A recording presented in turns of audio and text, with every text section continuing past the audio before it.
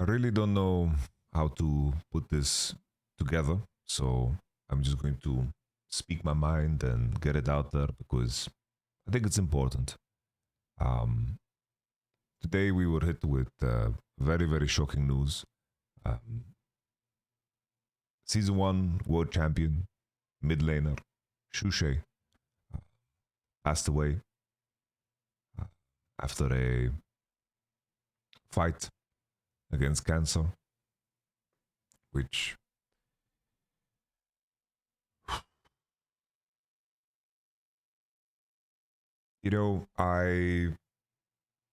well, first and foremost, for those who don't know, season 1, 2, 3, this was in early League of Legends stages where metas weren't really developed.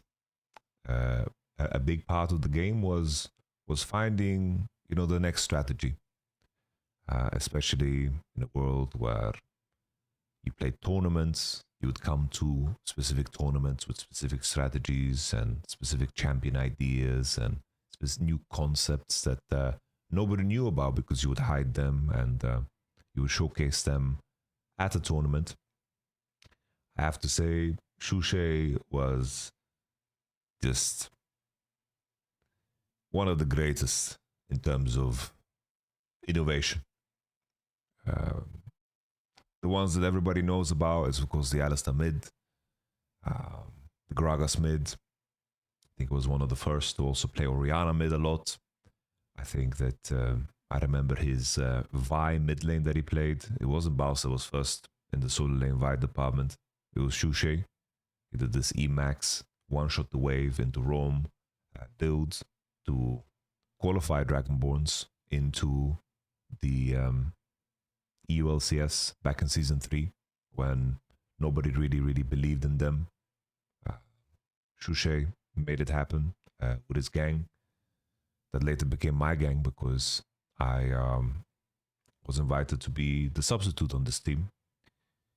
There was also the Evelyn mid lane that he pioneered that just took over the game for a solid year. The one with the old shield. Um, my point being,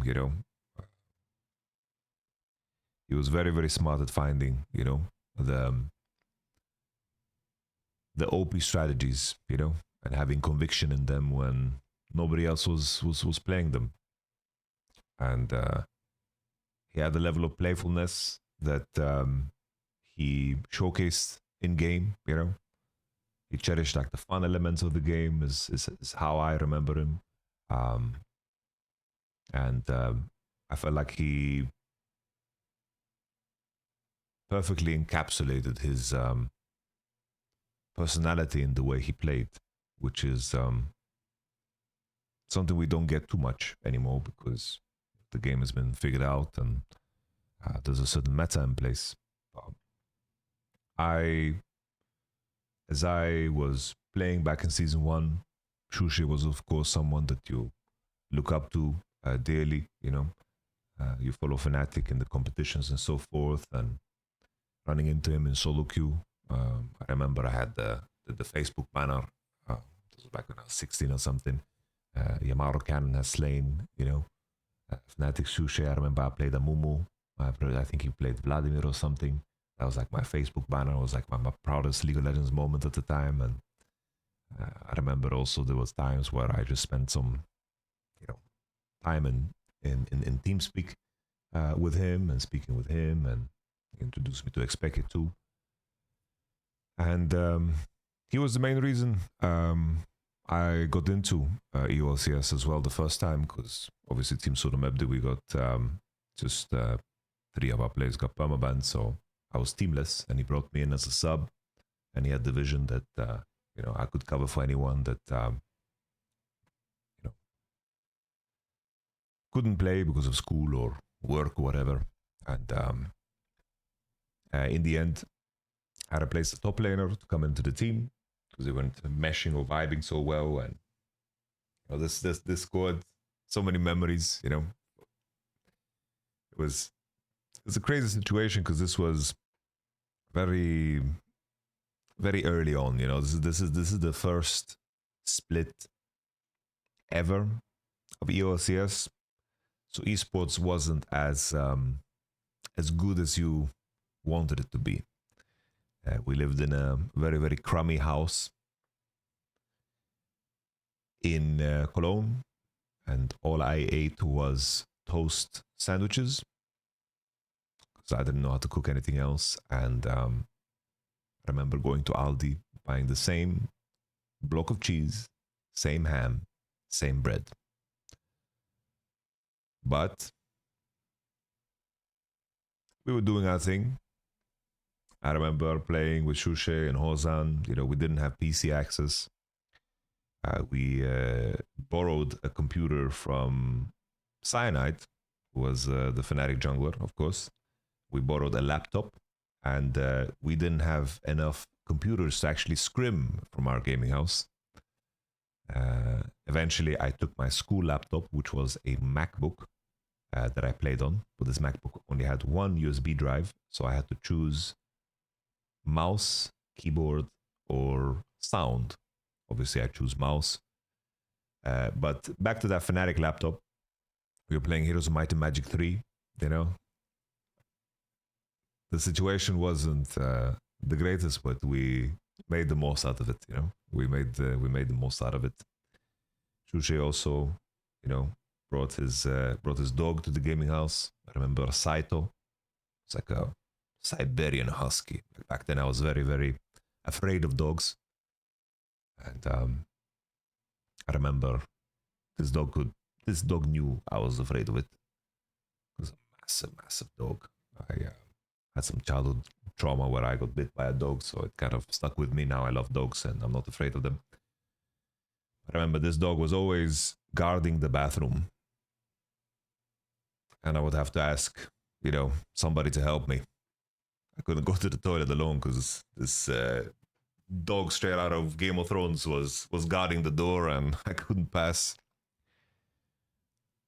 And every time we brought Saito, like Shushei brought Saito to the studio, you know, this husky, and everybody loved it because like, it was a very small studio, you know. In Cologne, it was like, the crowd was maybe like 15 people, you know, back then. I don't know why I'm saying all of this, you know. It's just with such a shock, you know, like everything kind of comes back to you. Like I didn't speak to Shushei in a very, very long time. You begin to reflect on what memories tied you together, you know, and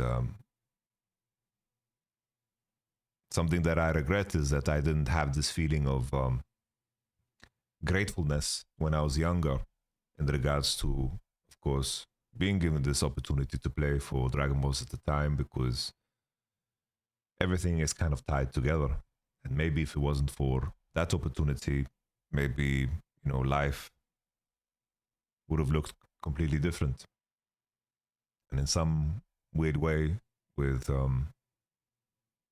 the people that you share memories together with, you kind of carry a part of one another with you. Our story ended. We lost to Michu Makers 3-2. I will never forget Movert. We got reverse swept. I'll never forget. I will never forget Movert pulling up this sign at the camera, you know, putting up the 1-0. And we basically, there was a pause because the tournament realm that we played on just broke down for some reason. And the manager that we had ordered us pizza, you know, genius move, because this best of 5 ended up lasting for 9 hours and there was no food. So we had pizza, you know, for fuel. We ate it. And Michu Makers, our enemies, were just sitting there with no food. And I remember something that I was always angry about was that Shushei and the manager invited Michu Makers to share the pizza with us. And for the longest time, you know, I brought that up as a joke, something I was annoyed about. And, you know, the way I told the story is that, oh, we lost because we shared the pizza, you know. But now I view it more in the light that I think this is a representation of the kindness that I remember that Shushi carried himself with. I think that how he played in game, the playfulness, the focus on the fun aspect and finding the next layer and not, playing what everybody else is playing. I think probably there's no better representation of a player that showcased his personality in the game as similar to how he was in day to day.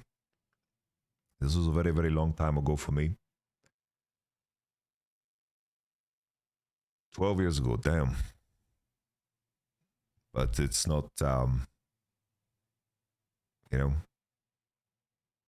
in this moment, this day, it feels like it all happened like yesterday.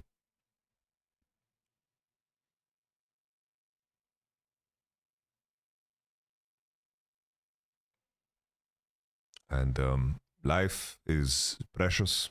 Life is very very fragile. I think I, as a person, I try to kind of almost neglect or like push away or not think about the mortality of human beings.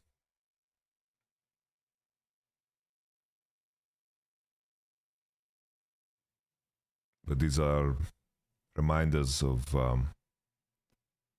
what is important, because it's very very easy to get swept away by things that don't matter.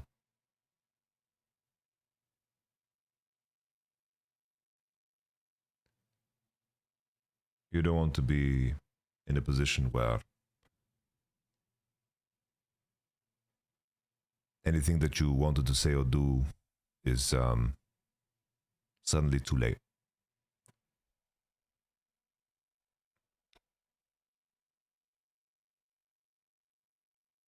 I think it's important for all the people that you know didn't watch league in the early years.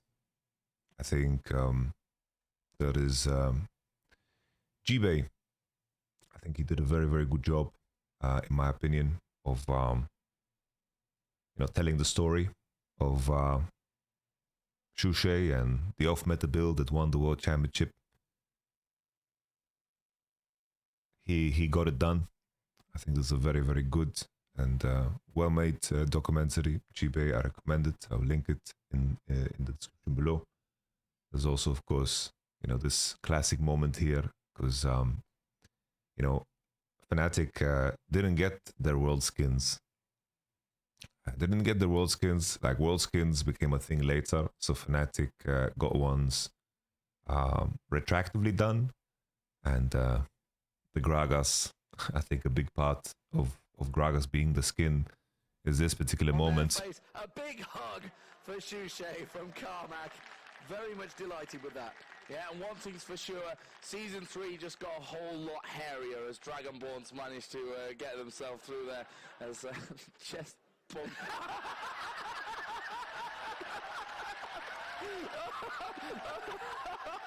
Oh my word, Osa just gets floored by the chest bump of Shushei. I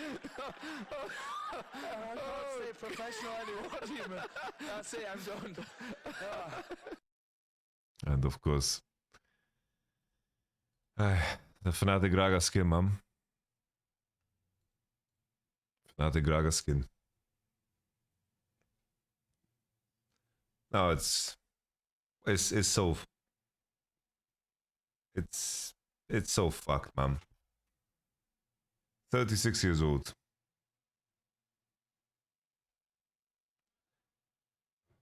Ay.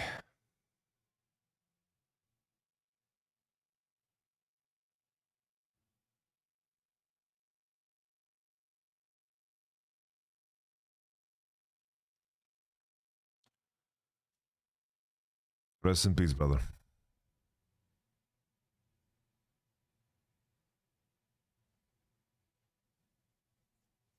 I will not forget the memories. Rest in peace.